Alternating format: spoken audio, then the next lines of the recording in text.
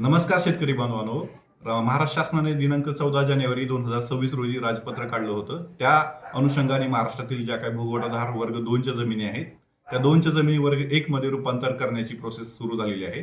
त्याचप्रमाणे ज्या जमिनीचे खरेदी विक्री व्यवहार करताना शर्तभंग झालेली असेल, तर ती नियमाकुलन करायची प्रोसेस पण सुरू झालेली आहे.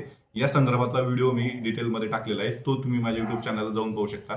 तर ह्या व्हिडिओच्या माध्यमातून मी सर्व शेतकऱ्यांना 2 गोष्टीची माहिती दिली. ती म्हणजे आपण आपली जमीन भूगोटाधार वर्ग 1 किंवा 2 मध्ये कशी आहे ती शोधायची आणि त्यानंतरची त्याची प्रोसेस काय करायची आणि याचे फायदे काय आहेत नेमके, या डिटेल गोष्टी मी तुम्हाला सांगणार आहे.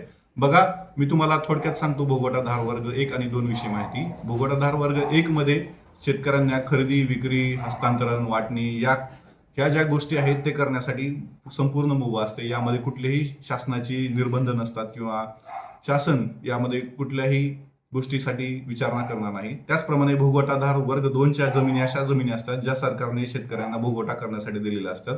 यामध्ये खास करून इनामाच्या जमिनी, वतनाच्या जमिनी, कुळ कायद्याच्या अंतर्गत येणाऱ्या जमिनी यासारख्या जमिनी असतात. बघा, आता महाराष्ट्र शासनाचं धोरण आहे की जास्तीत जास्त वर्ग 2च्या जमिनी वर्ग 1 मध्ये कन्वर्ट करून सर्व शेतकऱ्यांना देणं. त्याच अनुषंगाने महाराष्ट्रामध्ये मोठ्या प्रमाणामध्ये भूगोटाधार वर्ग 2च्या जमिनी 1 मध्ये कन्वर्ट करण्याची प्रोसेस सुरू झाली आहे. त्याचप्रमाणे जमिनीचे व्यवहार करत असताना जर कुठलीही शर्त भंग केली असेल तर त्याचं नियमाकलन करण्याची ही प्रोसेस आता सुरू झालेली आहे. आता मी तुम्हाला ही जी प्रोसेस सुरू झालेली आहे ती वेगवेगळ्या तहसील कार्यालय असेल किंवा कलेक्टर ऑफिस कार्यालय यामध्ये ही प्रोसेस सुरुवात झालेली आहे. आता मी तुम्हाला याचे फायदे सांगतो. भूगोटाधार वर्ग 2 मधून 1 मध्ये जर तुमची जमीन असेल तर याचे फायदे आहेत की संपूर्ण मालकी हक्क तुमच्याकडे असते भूगोटाधार वर्ग 1च्या जमिनीकडे. त्यामुळे तुम्ही शासनाची पूर्वपरवानगी न घेता कोणतेही खरेदी विक्री व्यवहार तुम्ही तुमच्या जमिनीची करू शकता. त्याचप्रमाणे खरेदी विक्री, गहाण पत्र असेल, हे ज्या गोष्टी आहेत ह्या सहजरित्या तुम्ही तेव्हाच करू शकता जेव्हा तुमची जमीन भूगोटाधार वर्ग 1ची असेल.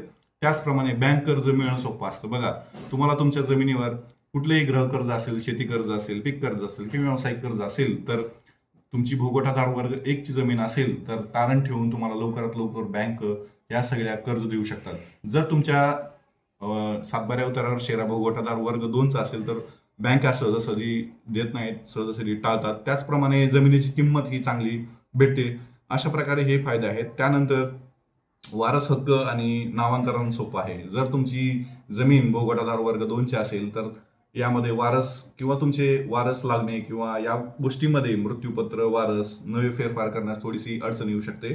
त्याचप्रमाणे बांधकाम व विकासासाठी सोय येण्याची परवानगी वगैरे घेणं थोडंसं भूगोटाधार वर्ग 2 जमिनीमध्ये कठीण आहे. त्यामुळे सर्व शेतकऱ्यांनी माझी विनंती आहे की त्यांनी लेटेस्टचा उतारा तलाठ्याकडून काढावा. सध्या तुमचा जो शेतजमिनीचा उतारा आहे तो काढावा. त्यामध्ये तुम्ही तुमची जमीन भूगोटाधार वर्ग 1ची आहे किंवा 2ची आहे ते वरी पाहावं आणि इतर हक्कामध्ये जर नवी शर्त असेल किंवा जुनी शर्त असेल तर ती शर्त काढून घ्यावी किंवा इतरही जी काय शर्त भंग केलेली असेल तर इतर हक्कामध्ये त्याचा उल्लेख असतो. याची चौकशी तुम्ही तलाठ्यापाशीही करू शकता. आणि अशी आपली जमीन असेल तर ह्या सर्व जे काय मी आता सांगितलेले फायदे नुकसान आहेत ते टाळण्यासाठी लवकरात लवकर आपल्या संबंधित तहसील कार्यालयामध्ये येऊन किंवा संबंधित कलेक्टर ऑफिस कार्यालयामध्ये येऊन आपली जमीन भूगोटाधार वर्ग 2 मधून 1 मध्ये कन्वर्ट करावी.